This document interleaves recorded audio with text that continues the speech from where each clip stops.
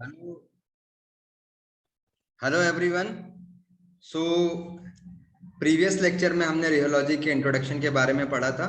उसी के continuous sequence में आज अपन उसका सेकंड लेक्चर देख रहे हैं। तो हमने उसको पहले ऑलरेडी दो पार्ट में डिवाइड कर रखा था। फर्स्ट पार्ट में जैसा कि हमने देखा कि हम एक पूरे सेगमेंट में लिक्विड को पढ़ेंगे, फिर सेपरेट सेगमेंट में सॉलिड को पढ़ेंगे। तो सबसे पहली चीज हमने समझी थी दैट इज डेफिनेशन। अब सेकंड हम समझने जा रहे हैं that is factor affecting viscosity, कि जो विस्कोसिटी है उसे कौन कौन से फैक्टर हैं जो अफेक्ट करने वाले हैं। तो now we are studying about the various kind of factors.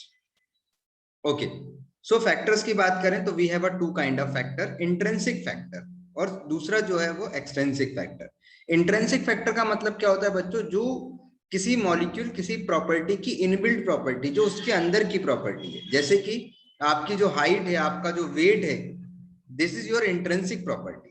लेकिन आपके दौड़ने की स्पीड क्या है, ये आपकी एक्सट्रिंसिक प्रॉपर्टी। ठीक है, तो ऐसे ही हर एक चीज के पास एक इंट्रिंसिक प्रॉपर्टी होती है और एक एक्सट्रिंसिक प्रॉपर्टी। तो यहां पर विस्कोसिटी को जो चीज अफेक्ट करती है वो दोनों चीज हो सकती है, इंट्रिंसिक भी और एक्सट्रिंसिक भी। तो सबसे पहले हम इंट्रिंसिक की अगर हम बात करेंगे बेटा, तो इंट्रिंसिक में हमारे पास है molecular weight and molecular shape. This two factors are intrinsic factor which affect the viscosity. अब कैसे अफेक्ट करते हैं उसको हम आगे समझेंगे। सेकेंड है एक्सट्रिंसिक फैक्टर, मतलब बाहर से लगने वाला प्रेशर और टेम्परेचर। तो these are the two important factor which affect the viscosity. तो अगर आपसे पूछे कि बताओ कौन कौन से फैक्टर, यहाँ पे क्वेश्चन कौन सा बनेगा, कौन सा इंट्रिंसिक फैक्टर है, कौन सा एक्सट्रिंसिक फैक्टर है। तो इंट्रिंसिक फैक्टर कौन कौन से हो गए? मॉलिक्यूलर वेट हो गया एंड मॉलिक्यूलर शेप। और एक्सट्रिंसिक कौन सा हो गया? Pressure and temperature. तो वन बाय वन करके हम समझते हैं। तो सबसे पहली चीज हम समझते हैं, first one is intrinsic factor. तो सबसे पहली चीज को समझ लेते हैं हम, this is intrinsic factor. Okay, so intrinsic factor की बात करते हैं हम। तो यहां पर ध्यान देना, अगर हम इंट्रिंसिक फैक्टर की बात कर रहे हैं तो this is our intrinsic factor. तो इंट्रिंसिक फैक्टर में अभी हमने बात की कि हम किन की बात करने वाले हैं, मॉलिक्यूलर वेट की और मॉलिक्यूलर शेप की। ठीक है, तो ध्यान रखना बच्चों, मॉलिक्यूलर वेट जो है वो विस्कोसिटी के डायरेक्टली प्रोपोर्शनल है। इसका क्या मतलब हुआ कि जितना ज्यादा मॉलिक्यूलर वेट होगा उतनी ही ज्यादा आपकी विस्कोसिटी होगी। जैसे जैसे आप मॉलिक्यूलर वेट इंक्रीज करते जाओगे, विस्कोसिटी भी क्या होती जाएगी? इंक्रीज होते जाएगी। सेकेंड हम बात कर रहे हैं, this is related with molecular shape. यहां पर हम शेप की बात कर रहे हैं। तो शेप दो टाइप से हो सकते हैं, या तो वो रेगुलर होंगे या इरेगुलर होंगे। अगर शेप जो है वो लार्ज और इरेगुलर शेप ऑफ पार्टिकल है, आपका शेप कैसा है? Large and irregular shape of particle. तो अगर लार्ज है और इरेगुलर है तो विस्कोसिटी जो है वो ज्यादा होगी। अगर आपका पार्टिकल यूनिफॉर्म होगा, ठीक है, तो अगर दो पार्टिकल ले लेते हैं हम, सपोज मान लो एक हमने पार्टिकल ले लिया, यहाँ पे एग्जांपल के लिए समझते हैं कि हमारे पास सपोज एक जो है इस टाइप के पार्टिकल हैं जो जिनका शेप कैसा है? यूनिफॉर्म शेप है, स्फेरिकल शेप है। और एक जो हम ले ले रहे हैं वो इरेगुलर शेप है, जैसे मान लो ये मैंने ले लिया, ये इरेगुलर शेप का पार्टिकल। अब अगर मैं इन दोनों के केस में विस्कोसिटी को कंपेयर करूं तो जहां पर इरेगुलर है वहां पर विस्कोसिटी ज्यादा होगी, हाई विस्कोसिटी होगी। और अगर जहां पर आपको रेगुलर शेप देखने को मिल रहा है वहां पर विस्कोसिटी कंपैरेटिवली कैसी होगी? कम होगी। ठीक है, this is your second point, कि अगर आपसे पूछा जा रहा है कि इन टर्म्स ऑफ मॉलिक्यूलर शेप, तो शेप जितना इरेगुलर होगा उतनी ज्यादा विस्कोसिटी होगी, और आपका शेप जो है जितना रेगुलर होगा, जितना स्फेरिकल होगा, सिमेट्रिकल पार्टिकल होगा, उसकी विस्कोसिटी कम होगी। तो सबसे कम किस शेप की होगी? तो that is spherical particle having a low viscosity. तो this is all about your molecular weight and molecular shape.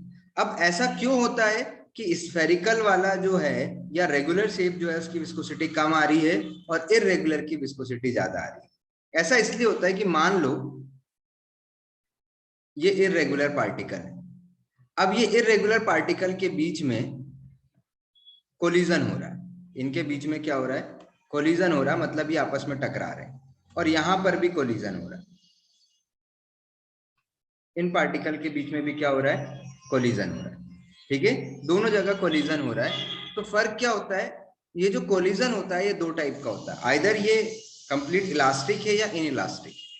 तो यहाँ पे समझना बच्चों, हमने क्या देखा कि एक इर्रेगुलर पार्टिकल है और एक हमारे पास रेगुलर पार्टिकल। तो फर्क क्या हुआ, यहाँ पर loss of kinetic energy as a result of intermolecular interactions are stronger and the molecule tend to stick to each other, thereby increasing the viscosity of the liquid। ठीक है ना। तो हमने क्या देखा कि जब कभी भी ये जितने भी इर्रेगुलर शेप के पार्टिकल हैं, इनके बीच में जब कोलिजन होगा लार्जर मॉलिक्यूल, वो इलास्टिक नहीं होगा, कैसा होगा, नॉन इलास्टिक।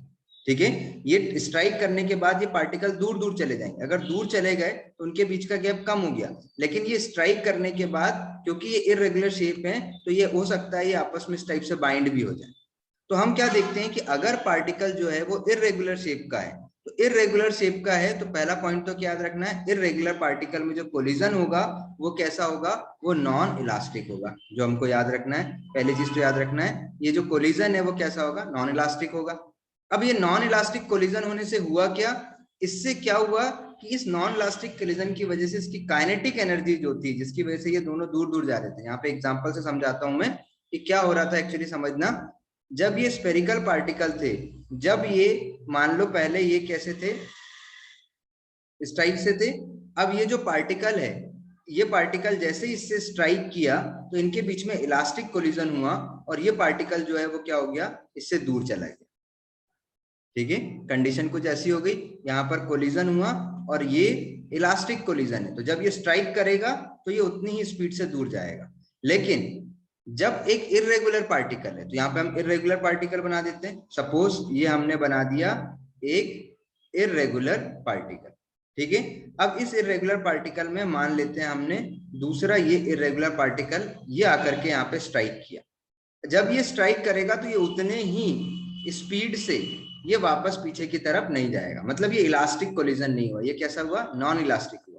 अब ये अगर इलास्टिक कोलिजन नहीं हुआ तो उसकी वजह से क्या लॉस हो गई, इसकी काइनेटिक एनर्जी, और इसके मॉलिक्यूल जो है वो पास पास में आ गए, तो इंटरमॉलिक्यूलर इंटरेक्शन कैसा हो गया, स्ट्रांग हो गया। और अगर मॉलिक्यूल पास पास में, भाई सॉलिड के मॉलिक्यूल पास में, फिर उससे ज्यादा दूर किसके हैं, लिक्विड, सबसे ज्यादा दूर किसके हैं, गैस, इसीलिए आपको सबसे ज्यादा डेंस को दिखेगा सॉलिड, फिर लिक्विड, फिर गैस। तो हमने देखा कि जैसे ही इंटरमॉलिक्यूलर अट्रैक्शन स्ट्रांग हो गया है तो पार्टिकल जो हो गए हैं वो स्टिक हो गए हैं आपस में, और उसके कारण इनकी विस्कोसिटी क्या हो गई है, इंक्रीज हो गई। तो अगर किसी भी सस्पेंशन में, किसी भी चीज में बच्चों, अगर जो पार्टिकल है वो इर्रेगुलर शेप का है तो उस सिस्टम की विस्कोसिटी इंक्रीज हो जाएगी, और अगर तो पार्टिकल आपका रेगुलर शेप का है तो उसकी viscosity respect to irregular one कम। ध्यान रख सकते हो आप। चलो, तो this is all about the intrinsic factor. Second factor पर आते हैं हम, दैट इज एक्सट्रिंसिक फैक्टर। तो इंट्रिंसिक के बाद हम सेकेंड फैक्टर की बात कर लेते हैं, जो कि हमारे लिए क्या होगा, एक्सट्रिंसिक फैक्टर। तो एक्सट्रिंसिक फैक्टर में हमने दो टाइप के फैक्टर की बात की है। पहला जो एक्सट्रिंसिक फैक्टर है वो है प्रेशर, और दूसरा कौन सा है, टेम्परेचर। तो दो की बात करना है, first is pressure, second is temperature. तो बहुत सिंपल है बच्चों, प्रेशर की जब हम बात करते हैं, ठीक है, तो जब भी आप कहीं पे प्रेशर इंक्रीज करोगे, जैसे ऐसे समझते हैं हम, मान लो ये हमने एक कंटेनर बना दिया, ठीक है, और इस कंटेनर के अंदर सपोज करो यहां पर ये पार्टिकल है। अब आपने इसके ऊपर क्या किया, प्रेशर अप्लाई किया। अगर आप इसके ऊपर प्रेशर अप्लाई करोगे तो कंडीशन क्या होगी, जैसे ही आपने इसके ऊपर प्रेशर अप्लाई किया तो अब ये जो पार्टिकल हैं, ये पार्टिकल क्या हो जाएंगे, ये पास पास में जाएंगे।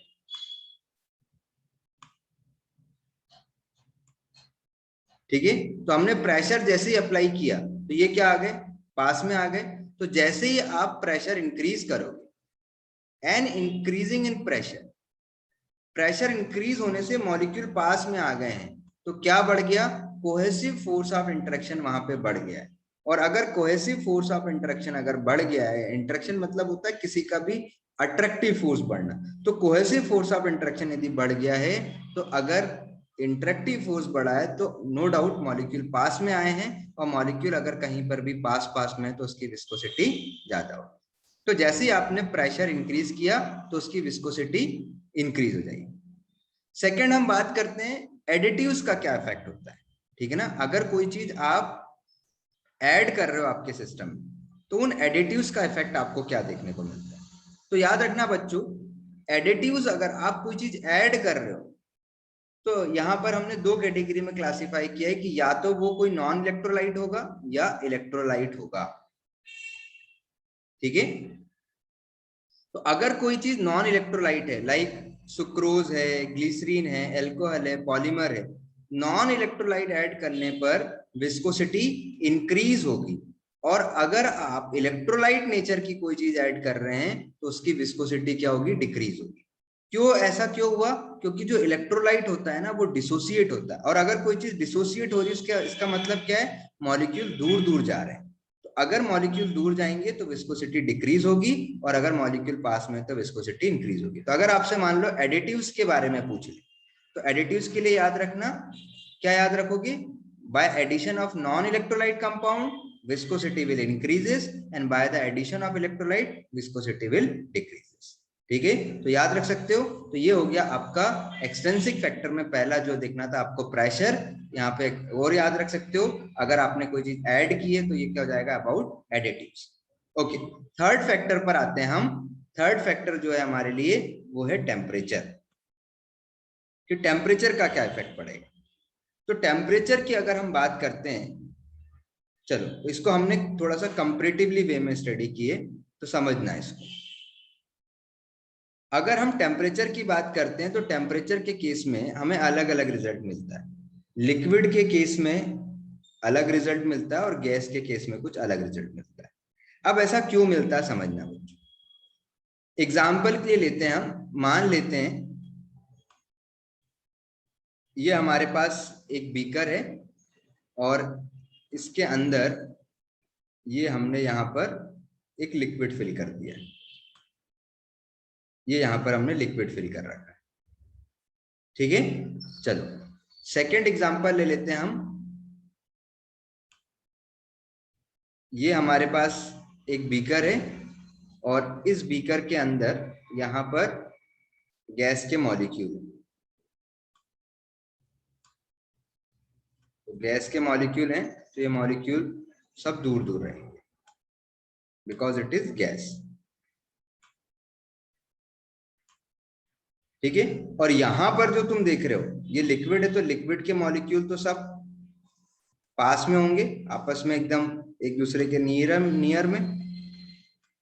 तो ये रहे आपके लिक्विड के मॉलिक्यूल, ठीक है, जो एकदम पास पास में। अब जैसे ही आपने यहां पर हीट दी, ठीक है ना, यहां पर हम इसको हीट कर रहे हैं, ये हमने हीट की, इन दोनों को ही हमने हीट कर दिया। अब जब हमने हीट किए तो हमने क्या देखा, यहां से वेपर बनना स्टार्ट हो गई। वेपर बनना स्टार्ट हुई तो मॉलिक्यूल अब क्या हो रहे हैं बच्चों, ये मॉलिक्यूल दूर दूर मूव करने लगे, ठीक है। अब ये मॉलिक्यूल पहले से दूर थे, जैसे हमने हीट दी अब ये मॉलिक्यूल क्या हो रहे हैं, एक दूसरे से इनने टकराना स्टार्ट कर दिया। तो अब जब ये एक दूसरे से टकरा रहे हैं हीट की वजह से, तो टकराने के लिए ये वाला मॉलिक्यूल क्या हुआ, इसके पास में गया। तो अगर इसकी वजह से ये मॉलिक्यूल क्या हो रहा है, इसके नियर में पहुंच रहा है। अगर पास में पहुंच रहा है तो विस्कोसिटी बढ़ेगी, और यहाँ पे मॉलिक्यूल क्या हो रहे थे, दूर हो रहे थे, तो विस्कोसिटी क्या होगी, कम होगी। इसीलिए हमने क्या देखा कि लिक्विड को जैसे हम हीट कर रहे हैं तो विस्कोसिटी कम हो रही है, और गैस को हीट कर रहे हैं तो विस्कोसिटी बढ़ रही है। क्यों, क्योंकि लिक्विड को हीट करने पर उसके मॉलिक्यूल बहुत तेजी से फ्लो करने लगे, तो फ्लूइडिटी क्या हो गई, इंक्रीज, क्योंकि विस्कोसिटी फ्लूइडिटी जस्ट अपोजिट होगी। तो गैस के केस में फ्लूइडिटी क्या हो जाएगी, डिक्रीज। तो याद रखना एग्जाम में तुमसे क्वेश्चन क्या पूछ रहा है, ये आपको ध्यान रखना है कि आपसे इन टर्म्स ऑफ विस्कोसिटी पूछ रहा है या फ्लूइडिटी पूछ रहा है, ठीक है। तो देखो रीजन भी यहाँ पे वही लिखा हुआ है कि जैसे आपने लिक्विड को हीट किया तो काइनेटिक एनर्जी इंक्रीज हुई। अब चाहे लिक्विड को हीट करो या गैस को, काइनेटिक एनर्जी तो दोनों की इंक्रीज होती है। अब काइनेटिक एनर्जी जब इंक्रीज हुई तो यहाँ पे हीट होने की वजह से मॉलिक्यूल ने मूव करना स्टार्ट कर दिया। तो क्या बोल रहा है, molecule move away from each other. अब ये मॉलिक्यूल एक दूसरे से दूर दूर जा रहे हैं, जिसकी वजह से इनके बीच का कोहेसिव फोर्स जो है वो ब्रेक हो रहा है, ब्रेकिंग ऑफ कोहेसिव फोर्स। तो कोहेसिव फोर्स जो है वो क्या हो गया, ब्रेक हो गया, इसलिए यहाँ पे विस्कोसिटी कम हुई, फ्लूइडिटी बढ़ गई। यहाँ पर क्या हुआ, जैसी एनर्जी दी है तो ये मॉलिक्यूल कोलिजन के लिए इसके पास में आ गया, तो मॉलिक्यूलर कोलिजन जो था वो बढ़ा, जिसकी वजह से इंटरेक्शन बढ़ गया, ठीक है ना, जिसकी वजह से फ्लो जो है वो डिक्रीज हुआ या विस्कोसिटी जो है वो इंक्रीज होगा। ठीक है, तो याद रख सकते हो दिस इज अ फैक्टर्स जो आपकी विस्कोसिटी को अफेक्ट करेंगे। और विस्कोसिटी और रियोलॉजी जब कभी भी कंफ्यूज करना होता है तो यही दो वर्ड यूज करते हैं। अगर आपसे विस्कोसिटी और फ्लूइडिटी वर्ड, ये दो वर्ड यूज करेंगे तो याद रखना इन दोनों में जो रिलेशन होगा वो जस्ट अपोजिट होगा। तो आप किसी एक चीज के रिस्पेक्ट में याद कर लो, दूसरे को आपको जस्ट अपोजिट करना है। दूसरा इंपॉर्टेंट पॉइंट है बच्चों कि जब कभी भी हमें इफेक्ट ऑफ टेम्परेचर की स्टडी करनी होती है तो इफेक्ट ऑफ टेम्परेचर के लिए हम कौन सी इक्वेशन यूज करते हैं, आर्नियस इक्वेशन। तो याद रखना कहीं पर भी अगर आपसे पूछ कर, जैसे डिसोल्यूशन के लिए नॉइस विटने यूज होती है, डिफ्यूजन के लिए फिक्स यूज होती है, वैसे ही टेम्परेचर की स्टडी के लिए या इफेक्ट ऑफ टेम्परेचर के लिए हम जो इक्वेशन यूज करेंगे दैट इज आर्नियस इक्वेशन। ध्यान रख सकते हो। चलो तो इक्वेशन क्या होती है एक बार दिखा देता हूं मैं। नेक्स्ट पॉइंट पर आ जाते हैं हम।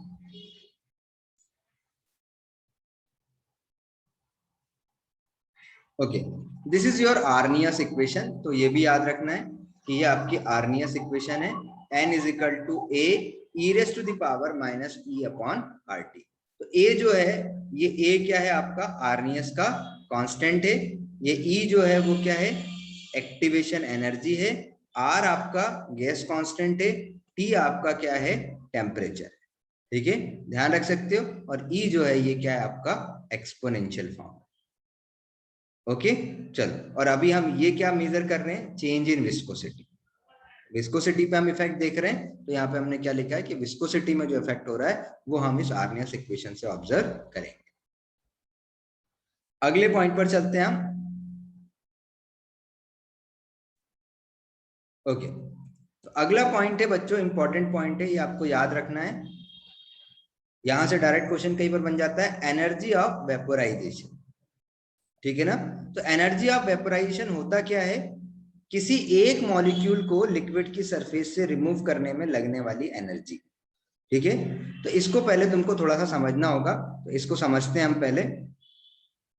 इसको ऐसे समझो, मैं इसको समझाने के लिए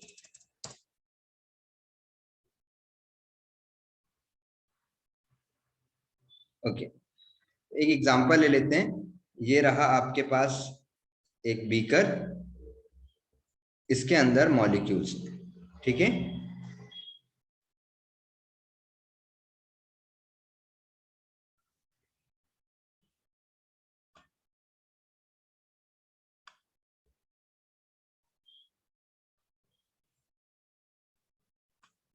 दीज आर द मॉलिक्यूल्स, ये रहे मॉलिक्यूल्स।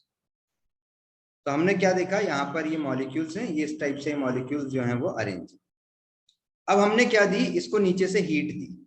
जैसे हमने यहाँ से हीट दी तो हम क्या देख रहे हैं, यहाँ से ये एक मॉलिक्यूल जो है ये मॉलिक्यूल रिमूव हुआ। ठीक है ना, एक मॉलिक्यूल रिमूव हुआ and what is the condition, condition कैसी हो गई कि अभी ये जो मॉलिक्यूल्स है, अब एक मॉलिक्यूल यहाँ से आपका रिमूव हो गया है। तो एक मॉलिक्यूल रिमूव हो गया है तो बाकी कंडीशन एज इट इज है, यहाँ पर मॉलिक्यूल थे और एक मॉलिक्यूल जो है वो यहाँ से अब वो रिमूव हो गया। ठीक है, तो ये जो रिमूव हो गया है यहाँ पर एक ब्लैंक स्पेस बन गया, इसी को बोल रहा है वो, क्या बोल रहा है, energy required removing a molecule from the liquid. ठीक है ना, तो ये जो मॉलिक्यूल को रिमूव करने के लिए, लिक्विड की सरफेस से एक मॉलिक्यूल को रिमूव करने के लिए जो भी एनर्जी आपको रिक्वायर्ड है, this is called energy of vaporisation. अब हमने क्या बोला, यहाँ से एक मॉलिक्यूल जो है वो यहाँ से मूव किया। तो सपोज हमने मान लिया कि ये जो मॉलिक्यूल है ये मॉलिक्यूल यहाँ से मूव किया, तो अब समझने वाली बात थी कि यहाँ पर जो दूसरा मॉलिक्यूल होगा वो इसकी जगह फ्लो करके आ जाएगा, वो मॉलिक्यूल यहाँ पर इसको डिस्प्लेस कर देगा। लेकिन इसका ऑब्जर्वेशन क्या कहता है कि अगर एक मॉलिक्यूल यहाँ से निकला है, ठीक है ना, एक मॉलिक्यूल यहाँ पर जो निकला है, तो ये जो एनर्जी है, ठीक है ना, केवल 1/3 वेपोराइजेशन एनर्जी सफिशिएंट है फ्लो के लिए। मीन समझना, यहाँ पर one molecule should be remove from the liquid, एक मॉलिक्यूल आपका वहां से रिमूव हुआ है और जब वो मॉलिक्यूल वहां से रिमूव हुआ है तो उसने क्या किया है, leave a hole behind which is equal to its size. जैसे ही वो वहां से गया उसने अपने साइज के बराबर का होल यहाँ पे छोड़ दिया। तो अब क्या हो सकता है, दूसरा जो मॉलिक्यूल है वो उस होल में आ सकता है, जैसे हमने बात की दूसरा मॉलिक्यूल यहाँ पे आ सकता है और ये फ्लो जो है वो स्टार्ट हो जाए। This is a normal condition. लेकिन हमें जो देखने को मिलता है जब हम एनर्जी कैलकुलेट करते हैं, in terms of energy calculate करते हैं, तो क्या मिलता है कि जो free space needed to flow is not volume of one molecule. ठीक है ना, हमने कहा ये जो एक मॉलिक्यूल फ्लो कर रहा है, इसको क्या एक मॉलिक्यूल के फ्लो होने के लिए उतनी ही जरूरत है? नहीं। अगर यहाँ पर 1/3 स्पेस भी क्रिएट हो जाए तो ये मॉलिक्यूल फ्लो स्टार्ट कर देगा। तो the free space needed for flow is not volume of one molecule but 1/3 of its volume. ठीक है, इसका मतलब है केवल 1/3 of energy of vaporisation is sufficient to initialisation of flow. तो कितनी एनर्जी वेपोराइजेशन की, कितनी एनर्जी सफिशिएंट है? तो 1/3 ऑफ एनर्जी इज रिक्वायर्ड। जो एनर्जी ऑफ एक्टिवेशन है 1/3 of vaporisation energy is sufficient for initiate the flow in liquid. ठीक है, तो ये स्टेटमेंट लिखा जाता है कि कितनी इक्विवेलेंट एनर्जी चाहिए या 1/3 एनर्जी ऑफ वेपोराइजेशन सफिशिएंट है। याद रखना 1/3। अगर यहाँ पर मान लो एक पार्टिकल जो है, ऐसे समझना, ये जो एक पार्टिकल है इसके मूव होने में यहाँ पर जो एनर्जी का डिफरेंस आया, एक पार्टिकल के निकलने का डिफरेंस अगर मैं मान लेता हूं कि 9 है, ठीक है, तो अगर हम कहते हैं कि यहाँ पर हम जो सोच रहे थे कि जैसे ही एक मॉलिक्यूल का डिफरेंस आएगा मतलब 9 का डिफरेंस आएगा तो फ्लो होगा, लेकिन हमने क्या देखा कि जैसे ही 3 का डिफरेंस आया यहाँ पर फ्लो स्टार्ट हो गया। तो हमने कहा कि कितनी एनर्जी रिक्वायर्ड है? क्या जब आप इसको पूरी 9 किलो कैलोरी एनर्जी दोगे या 9 जूल एनर्जी दोगे तभी फ्लो स्टार्ट होगा? नहीं, आप कम एनर्जी भी दोगे तब भी फ्लो स्टार्ट हो जाएगा। मतलब 3 पे 1/3 ऑफ एनर्जी, जितने में एक मॉलिक्यूल यहाँ से निकलता उसकी 1/3 एनर्जी भी यदि आप दोगे तो वेपोराइजेशन स्टार्ट हो जाएगा। मींस आपका फ्लो जो है वो स्टार्ट हो जाएगा। बात समझ सकते हो? जैसे इसको समझने के लिए एग्जांपल ऐसे देखो बेटा, आप कहते ये हो कि जो पानी है वो 100 डिग्री पे बॉईल होता है। मींस जो आपका लिक्विड है वो वेपर कब बन रहा है? 100 डिग्री पे। लेकिन ऐसा सोच के देखो, क्या आप कपड़े 100 डिग्री पे सुखाते हो? आपके कपड़े तो नॉर्मल रूम टेम्परेचर पे, तो वहां पे भी तो जो मॉलिक्यूल है वो कम टेम्परेचर पे ही ड्राई हो रहा है। मींस मान लेते हैं 25 30, तो 1/4 टेम्परेचर पे ही क्या देखने को मिल गया हमको कि वहां पर हमको वो फिनोमिना, ड्राइंग की फिनोमिना, कन्वर्जन की फिनोमिना जो है वो 1/4 ऑफ एनर्जी में भी देखने को मिली। जैसे आप पतीला चढ़ाते हो तो वो 100 डिग्री होता है तब बॉईल होता है, लेकिन उसके पहले धीरे धीरे वेपर निकलने लगती है। तो हम क्या कहते हैं कि वहां पर जो फ्लो स्टार्ट करना था वो फ्लो के लिए हमें पूरी 100 डिग्री नहीं, उससे कम एनर्जी पे। वैसे उन्होंने कहा कि एक लिक्विड के अंदर मूवमेंट करने के लिए, फ्लो कराने के लिए जो एनर्जी आपको चाहिए वो कितनी रिक्वायर्ड होगी? 1/3 एनर्जी ऑफ वेपराइजेशन। क्लियर है पॉइंट? चलो आगे चलते हैं अब अपन नेक्स्ट पॉइंट पर आते हैं, टाइप्स ऑफ फ्लो। ठीक है, तो फ्लो की बात कर लेते हैं अपन। तो इसको अपन न्यू पेज से ले लेते हैं, टाइप्स ऑफ फ्लो। ओके,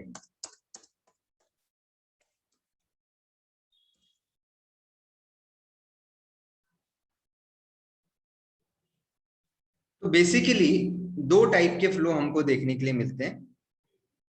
एक जो फ्लो होता है वो होता है न्यूटोनियन फ्लो, और एक जो होता है वो नॉन। ये न्यूटोनियन और नॉन न्यूटोनियन फ्लो इसके बेसिस पे कहा गया है कि अगर कोई लिक्विड न्यूटोनियन लॉ को ओबे करता है तो वो न्यूटोनियन आय में आएगा, और जो ओबे नहीं करता है वो नॉन न्यूटोनियन में आएगा। ठीक है ना? तो इसका नाम क्यों कैसा रखा गया है कि जो लॉ है, न्यूटन्स लॉ ऑफ फ्लो है, अगर कोई उसको ओबे करता है that is F is equal to NG। ठीक है, विस्कोसिटी में हमने पढ़ा था स्ट्रेस और स्ट्रेन का रिलेशन, वही वाला है। तो अगर कोई इसको ओबे कर रहा है तो न्यूटोनियन है, और अगर वो इस लॉ को ओबे नहीं कर रहा है, ये इक्वल टू नहीं आ रहा है, ग्रेटर देन लेस देन कुछ भी आ रहा है लेकिन इक्वल नहीं आ रहा है, तो उसको हम क्या कहेंगे? Non Newtonian flow.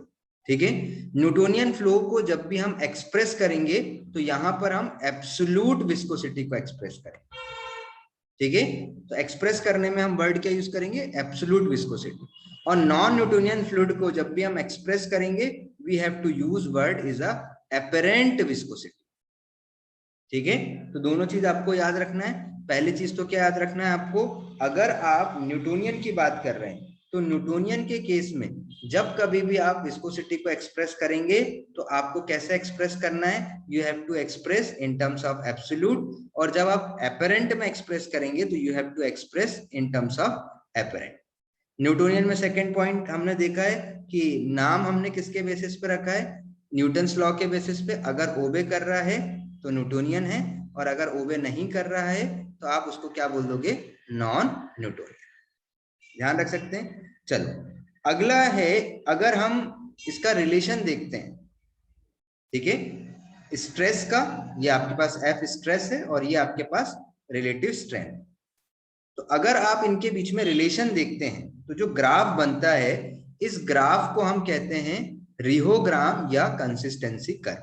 तो ये याद रखना है कि अगर कहीं पे लिखा है रिहोग्राम लिखा है या कंसिस्टेंसी कर्व है तो इसका मतलब है ये फ्लो प्रॉपर्टी को एक्सप्रेस करने वाला है।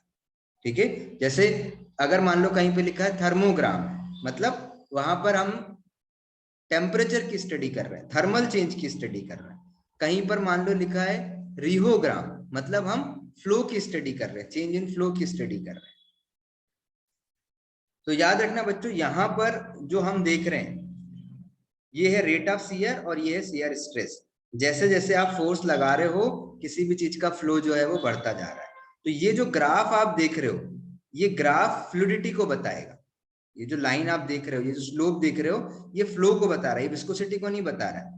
इसका उल्टा करोगे तब विस्कोसिटी मिलेगा। अभी याद रखना, अभी जो हम देख रहे हैं, ये जो ग्राफ हम देख रहे हैं, ये इंडिकेशन किस चीज का है, ये फ्लूइडिटी का है। This is a indication of fluidity, ये फ्लूइडिटी का इंडिकेशन दे रहा है। क्लियर है बात? चलो, तो यहां पर मैंने कहा था कि न्यूटोनियन उसी को कहोगे जो आपका न्यूटन्स लॉ को ओबे करेगा, मतलब एकदम लीनियर रिलेशन होगा। लेकिन नॉन न्यूटोनियन के केस में लीनियर रिलेशन नहीं होता। तुम ये देख रहे हो कहीं पे डिक्रीज हो रहा है, कहीं पे इंक्रीज हो रहा है, कुछ ओरिजिन से स्टार्ट हो रहे हैं, कुछ ओरिजिन से स्टार्ट नहीं हो रहे। तो इस तरीके से हमने इसको क्लासिफाई किया है, या तो रिलेशन लीनियर होगा या रिलेशन जो है वो नॉन लीनियर होगा। तो ध्यान रखना, अगर न्यूटोनियन है तो आपका ये जो रेट ऑफ शियर और स्ट्रेस है, इनका जो रिलेशन है, ये जो रिलेशन की बात कर रहे हो आप, ये रिलेशन कैसा होगा, लीनियर रिलेशन होगा। और अगर नॉन न्यूटोनियन है तो ये रिलेशन कैसा होगा, नॉन लीनियर होगा। तो जिसके अंदर हम पढ़ेंगे plastic flow, pseudo plastic flow and dilatant flow. ठीक है, वो हम वन बाय वन करके समझेंगे। तो अभी बस आपको इतना याद रखना है, लीनियर है या नॉन लीनियर रिलेशनशिप। जो न्यूटोनियन फ्लो का जो रिहोग्राम है या कंसिस्टेंसी कर्व है, ये हमेशा ओरिजिन से स्टार्ट होगा, ऑलवेज लीनियर होगा और ओरिजिन से स्टार्ट होगा। ठीक है, ये हमेशा लीनियर होगा और कहां से स्टार्ट होगा, ओरिजिन से स्टार्ट होगा, ये 0 पॉइंट यहीं से स्टार्ट होगा। लेकिन अगर तुम इसको देख रहे हो तो इसमें ये देखो, ये पॉइंट तो ओरिजिन से है लेकिन ये वाला पॉइंट ओरिजिन से स्टार्ट नहीं है। तो जो नॉन न्यूटोनियन है ये ओरिजिन से भी स्टार्ट हो सकता है और अदर पॉइंट से भी हो सकता है। तो ये क्वेश्चन बन सकता है कि जो नॉन न्यूटोनियन फ्लो है, इसके जो रिहोग्राम है, ये कभी ओरिजिन से स्टार्ट होते हैं या नहीं होते। ठीक है ना? तो उसके केस में अगर हम बात करेंगे कि rheogram of non Newtonian flow start from origin और अदर देन ओरिजिन, या दोनों कंडीशन हो सकते हैं, दोनों हो सकते हैं, ओरिजिन से भी स्टार्ट हो सकते हैं और अदर देन ओरिजिन भी हो सकते हैं। ठीक है, लेकिन ये कभी भी लीनियर नहीं होंगे। ये कैसे होंगे, मोस्टली नॉन लीनियर। ठीक है, क्योंकि ये वाले फ्लो में एक पर्टिकुलर पॉइंट के बाद लीनियरनेस आ जाती है। तो मोस्टली कैसे होंगे, ये नॉन लीनियर। यहां पर जो हम ये ग्राफ देख रहे हैं, ये क्या बताता है, फ्लूइडिटी को बताता है। ठीक है ना? ये जो स्लोप देख रहे हो, दिस स्लोप रिप्रेजेंट फ्लूइडिटी, और इसी फ्लूइडिटी का उल्टा कर देते हैं जब हम, तो कोएफिशिएंट ऑफ विस्कोसिटी मिल जाता है। ठीक है, और ये जो स्लोप है, ठीक है ना, हर एक मटेरियल के केस में जो कोएफिशिएंट ऑफ विस्कोसिटी है वो थोड़ा सा मटेरियल, जैसे वाटर के केस में विस्कोसिटी 1 सेंटीपॉइस आएगी, इथेनॉल के केस में 1.2 आएगी। ठीक है, तो ऐसा नहीं है कि हर एक लिक्विड की विस्कोसिटी सेम होगी, वो डिपेंड करेगा मटेरियल की क्वालिटी पे, ठीक है, किस टाइप का मटेरियल आप यूज कर रहे हैं। तो यहां पर तुमने देखा कि ये जो स्लोप है ये फ्लूइडिटी है। ऐसे ये वाला जो फ्लो है बच्चों, जो ओरिजिन से स्टार्ट नहीं हो रहा है, इसको हम बोलते हैं प्लास्टिक। यहां पर ये मोबिलिटी को शो करता है क्योंकि ये इस पॉइंट के बाद से लीनियर हो गया है, ठीक है। तो केवल प्लास्टिक फ्लो में जो ग्राफ, जो लीनियर पोर्शन है, उसको हम मोबिलिटी बोलते हैं। तो याद रखना, मोबिलिटी एंड फ्लूइडिटी दोनों ही वर्ड सिनोनिम है। बस पहचान ये याद रखना है, फ्लूइडिटी वर्ड जो है ये किसके लिए नोटेशन दिया गया है, किसकी पहचान के लिए दिया गया है, ये न्यूटोनियन के लिए बोला जाता है। और मोबिलिटी वर्ड जो है ये प्लास्टिक फ्लो में यूज किया जाता है, ध्यान रख सकते हो। तो ये वर्ड याद रखना, दोनों का मतलब सेम होता है, बस नोटेशन अलग अलग है। न्यूटोनियन में फ्लूइडिटी यूज करते हैं, नॉन न्यूटोनियन के प्लास्टिक फ्लो में मोबिलिटी वर्ड यूज करेंगे। आई होप यहां तक सभी को क्लियर हो गया। चलो अगले पॉइंट पर चलते हैं हम। तो यहां पर अगर हम बात करते हैं जितने भी डाइल्यूट चीजें होती हैं, जैसे कि वाटर है, मिनरल ऑयल है, अल्कोहल है, ग्लिसरीन है, सायरप है, कोलाइडल सॉल्यूशंस है, ये सब में आपको न्यूटोनियन, नॉन न्यूटोनियन के आपको बहुत सारे एग्जांपल देखने के लिए मिलते हैं। जैसे अगर हम नॉन न्यूटोनियन की अगर हम बात कर लेते हैं, तो नॉन न्यूटोनियन आपको बहुत सारी जगह देखने को मिलेगा। सस्पेंशंस के केस में देखने को मिलेगा, ठीक है, पॉलीमर सॉल्यूशंस के केस में देखने को मिलेगा, अकेसिया, ट्रेगाकैंथ, इन सब में देखने के लिए मिलेगा। अब क्या होता है, अगर न्यूटोनियन फ्लो है, क्योंकि ग्राफ लीनियर है, तो लीनियर है तो आप सिंगल पॉइंट से आइडिया लगा सकते हैं। तो सिंगल हो या मल्टीपल पॉइंट विस्कोमीटर हो, भाई जो मल्टीपल है वो सिंगल तो निकाल ही सकता है, तो आप सिंगल पॉइंट स्टडी से विस्कोसिटी निकाल सकते हैं। लेकिन नॉन न्यूटोनियन में आपको पूरा का पूरे ग्राफ के सारे पॉइंट लेने होते हैं, क्योंकि वो लीनियर नहीं है, ठीक है। मतलब एक बार फिर से समझा देता हूं इस लीनियर नॉन लीनियर का। देखो,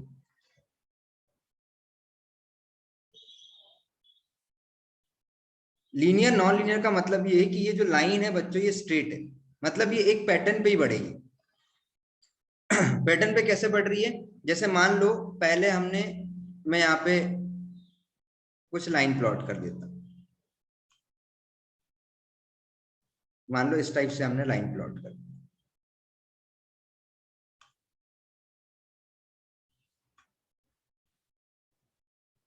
ठीक है। अब यहां पर अगर हम फ्लो की बात कर लें, तो मान लो पहले जो है हमारे पास, यहां पर अगर हम फ्लो देख रहे हैं, तो मान लो ये 2 है, फिर यहां पर क्या है 4 है, फिर यहां पर क्या है 6 है, फिर यहां पर क्या है 8 है, ठीक है। तो अगर आप देखोगे हर पॉइंट के बीच का जो गैप आ रहा है वो एकदम सेम आ रहा है, 2 और 4 के बीच में भी 2, 4 और 6 के बीच में 6 और 8। तो यहाँ पर किसी भी पॉइंट पर अगर आप मेजर करोगे तो जो विस्कोसिटी है वो सेम मिलेगी।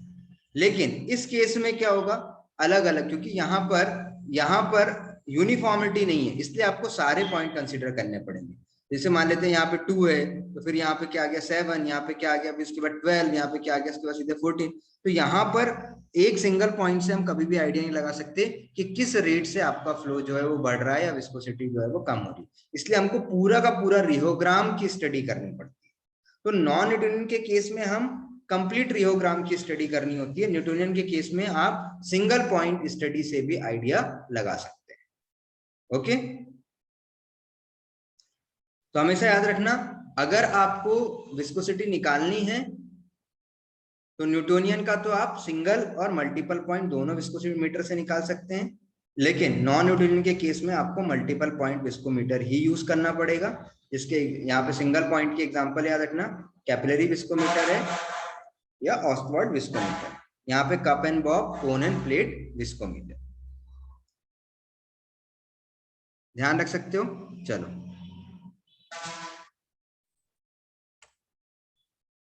अगले पॉइंट पर चलते हैं हम।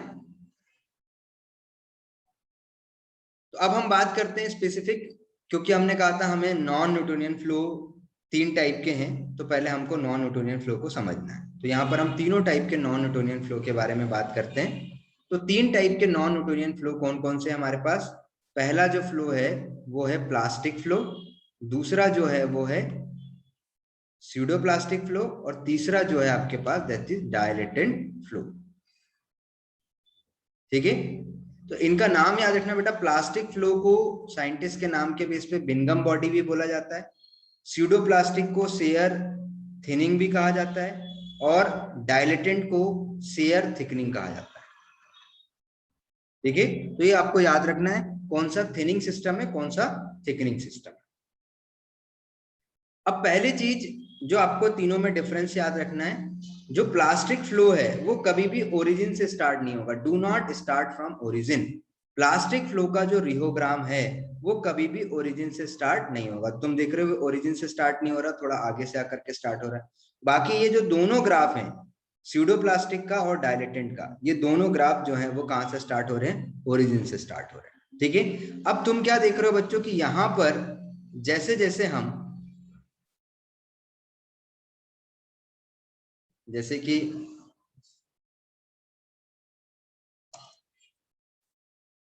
ओके,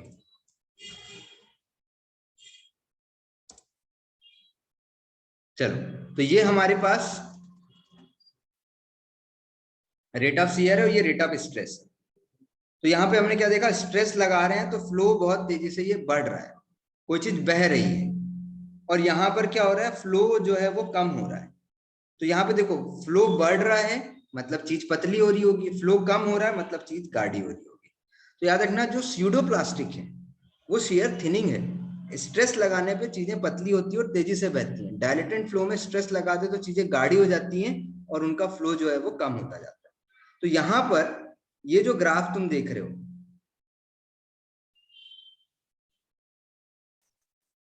यहाँ पर हमारे पास ये जो ग्राफ है इसका ये जो स्लोप वाला पॉइंट है, ये जो स्लोप वाला पॉइंट है इसको हम मोबिलिटी कहते हैं। अभी भी बताया था मैंने कि जब कभी भी आप प्लास्टिक की बात करेंगे तो प्लास्टिक फ्लो में आपको एक पर्टिकुलर पॉइंट के बाद ग्राफ जो है वो लीनियर होता हुआ दिखता है, एक पर्टिकुलर पॉइंट के बाद। तो यहां के बाद से ये जो पॉइंट देख रहे हो यहाँ पे जो हमने ये लाइन बनाया, इसके बाद से क्या हो गया, लीनियर। तो जनरली याद रखना बाकी सब केस में क्या हो रहा है, ये दोनों जगह ग्राफ नॉन लीनियर है। स्यूडोप्लास्टिक में भी कैसा है, नॉन लीनियर है, और डायलेटेंट में भी नॉन लीनियर। यहां पर इनिशियली नॉन लीनियर था फिर लीनियर हो गया। तो ये जो पॉइंट है इस पॉइंट को हम बोलते हैं यील्ड पॉइंट, इसके बाद से लीनियर हो जाता है। ठीक है ना, तो यील्ड पॉइंट के बाद लीनियर है और यील्ड पॉइंट के पहले कैसा है, नॉन लीनियर है। तो नॉन लीनियर कहाँ है, बिफोर यील्ड पॉइंट, और जैसे ये यील्ड पॉइंट आपका, ये जो यील्ड पॉइंट है इसके बाद की कंडीशन क्या होगी, यील्ड पॉइंट के बाद क्या है, इसके बाद क्या हो रहा है, इसके बाद क्या हो जा रहा है, वो लीनियर हो जा रहा है। तो यहां पर अगर आपसे कोई पूछे कि नॉन न्यूटोनियन फ्लो में लीनियरिटी कब देखने को मिलती है, तो लीनियरिटी आपको यील्ड पॉइंट के बाद देखने को मिलती है। ये जो यील्ड पॉइंट है, इस यील्ड पॉइंट का मतलब होता है कि मान लो आपके पास एक सस्पेंशन है, ठीक है, समझना, यहां पर बना देता हूं। मान लो ये एक सस्पेंशन है और इसके अंदर अभी जो पार्टिकल हैं, ये पार्टिकल जो है ना ये लूजली एग्रीगेट हो गए आकर के इस टाइप से।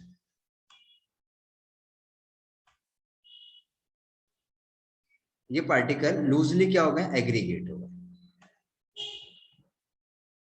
ठीक है, तो इनको हम कहते हैं फ्लॉक्स। अब क्या होगा, अब अगर मैं मान लो इनको बहुत थोड़ा सा डिस्टर्ब कर रहा हूं तो ये पूरे, ये इनको कुछ हो ही नहीं रहा है, लेकिन मैंने इनको तेजी से क्या कर दिया, शेक कर दिया। जैसे ही मैंने स्पीड में इनको शेक किया तो अब ये क्या हुए, ये फ्लॉक्स जो थे ये ब्रेक हो गए, और ये ब्रेक होकर के पार्टिकल क्या हो गए, ये सारे पार्टिकल दूर दूर चले गए। जैसे हमने शेक किया तो पार्टिकल क्या हो गए, ये दूर दूर चले गए। तो ये जो शेक जब हमने किया तो हमने स्ट्रेस लगाया, तो वो जितना स्ट्रेस रिक्वायर्ड होता है उसको हम कहते हैं फोर्स ऑफ फ्लोक्युलेशन या यील्ड वैल्यू। ठीक है, फोर्स ऑफ फ्लोक्युलेशन भी कह सकते हो या क्या कह सकते हो आप, यील्ड वैल्यू। तो ये जो यील्ड पॉइंट है या यील्ड वैल्यू है, इसी को आप और क्या कह सकते हो, इसी को आप कह सकते हो force of flocculation. Force of flocculation का मतलब है वो फोर्स या वो स्ट्रेस जो फ्लोक्यूल्स को ब्रेक करने के लिए यूज किया जाता है, जो फ्लोक्यूल्स को ब्रेक करने के लिए यूज किया जाता है। तो फ्लोक्यूलेशन, फोर्स ऑफ फ्लोक्यूलेशन क्या है? फोर्स रिक्वायर्ड टू रीडिस्पर्स द फ्लोक्यूल, इन फ्लोक्यूल्स को आपस में रीडिस्पर्स करने के लिए जो फोर्स लगेगा, this force is called force of flocculation, या यील्ड पॉइंट भी कहते हैं, या यील्ड वैल्यू भी कहते हैं। तो यील्ड वैल्यू के बाद ये ग्राफ आपका लीनियर हो गया। तो यहां से यहां तक का जो पोर्शन आप देख रहे हो,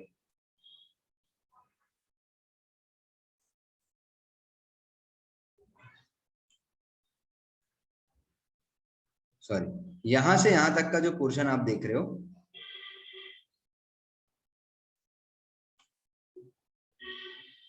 ये पोर्शन, ये आपका लीनियर है, ठीक है ना। यील्ड पॉइंट के बाद ये वाला जो पोर्शन है ये लीनियर है, और ये आपको मोबिलिटी के बारे में बताएगा। इन दोनों केस में तुम क्या देख रहे हो बच्चों? ये नॉन लीनियर है, नॉन लीनियर है, वहां तक तो बिल्कुल सही बात है। और साथ साथ में हमने एक और चीज क्या देखी कि ये नॉन लीनियर तो है, लेकिन यहां पर ये ग्राफ ऊपर जा रहा है, शेयर थिनिंग है, कोई चीज पतली होगी, ठीक है ना, तो फ्लो इंक्रीज होगा, फ्लो इंक्रीज हो रहा है, मतलब फ्लूइडिटी बढ़ रही है, और विस्कोसिटी क्या हो रही है? डिक्रीज हो रही है, ठीक है ना। ये जो स्लोप है, यहां पर हमने बाकी जगह हमने क्या बोला था, जहां पर भी लीनियर है वहां पे आप 1 पॉइंट से डिफाइन कर सकते हो, लेकिन अगर ये पूरी तरीके से नॉन लीनियर है तो स्लोप को या विस्कोसिटी के टाइप को आप सिंगल पॉइंट से, 1 पॉइंट से एक्सप्रेस नहीं कर सकते। यहां पर हमने क्या देखा, सिस्टम गाढ़ा हो रहा है तो फ्लो जो है वो डिक्रीज हो रहा है, और विस्कोसिटी जो है वो इंक्रीज हो रही है, ठीक है। बाकी मैंने कहा यहाँ तो लीनियर है, इसलिए आप सिंगल पॉइंट से डिफाइन कर सकते हो यील्ड पॉइंट के बाद, बाकी दोनों में आप सिंगल पॉइंट से डिफाइन नहीं कर सकते, तो याद रख पाओगे। तो ये थे आपके कुछ basic point related with the different kinds of non Newtonian flow. तो नॉन न्यूटोनियन फ्लो आपको याद रखना है। इसमें कुछ और छोटे छोटे से इंपॉर्टेंट पॉइंट है, वो भी देख लेते हैं। यहां पर अगर हम बात कर रहे हैं तो लीनियरिटी कहां से स्टार्ट हुई थी बच्चों? लीनियरिटी स्टार्ट हुई थी जहां पर आपको यील्ड पॉइंट मिला था, या इसी चीज को हमने अभी बताया था, क्या बोलते हैं, फोर्स ऑफ फ्लोक्यूलेशन, जो कि एग्रीगेशन को ब्रेक करने के लिए, रीडिस्पर्स करने के लिए होता है। और स्लोप क्या बताता है यहाँ पर?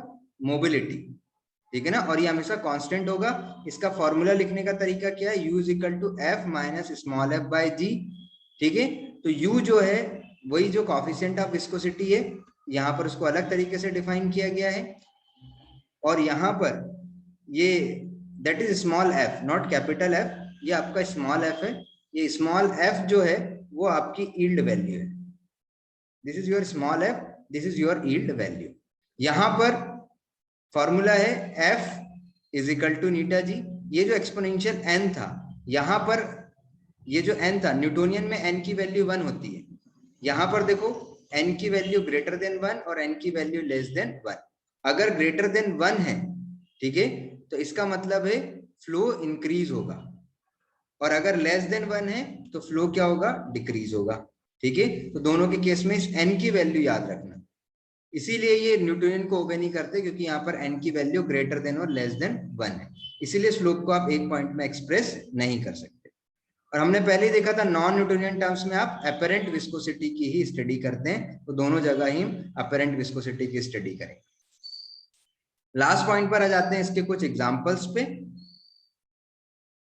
तो आपको कुछ एग्जांपल भी याद रखना है। तो एग्जांपल क्या क्या याद रखोगे कि जो फ्लोक्यूलेटेड सस्पेंशन जितने भी हैं वो सब प्लास्टिक फ्लो शो करेंगे। पेंट हो गया, जेलीज हो गई, they all are comes under the category of plastic flow. Pseudoplastic के अंदर जितने भी पॉलीमर हैं, गम है, ट्रेगाकैंथ है, सोडियम सीएमसी है, अल्जीनेट, जितने भी पॉलीमर जैसी चीजें या गम जैसी चीजें, वो सब आपका किसके अंदर आएंगे? स्यूडोप्लास्टिक। फ्लोक्यूलेटेड याद रखना बच्चों, प्लास्टिक में आया था डायलेटेंट फॉर डी एंड डीफ्लोक्यूलेटेड, ठीक है। तो डीफ्लोक्यूलेटेड सस्पेंशन जो है वो प्लास्टिक आपका डायलेटेंट फ्लो के अंदर आएगा। Suspension of starch in water, ये भी इसी के अंदर आएंगे। केवलिन का अगर आपने बनाया है 12% केवलिन बनाया है, जिंक ऑक्साइड बनाया है, तो ये सब इसी के अंदर है, ठीक है, ध्यान रख सकते हो। चलो बाकी फिर हम नेक्स्ट क्लास में कंटिन्यू करें। Okay, thank you everyone.